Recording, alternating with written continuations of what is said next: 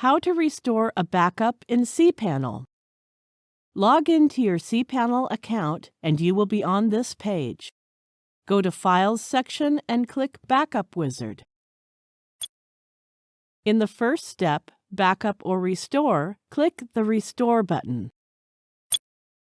You have 4 options to select any one option. Let us select Home Directory. Now click Choose File. A pop-up window allows you to browse your desktop. Now select the backup file for Home Directory. Click Open. The name of the selected backup file appears here. Click the Upload button.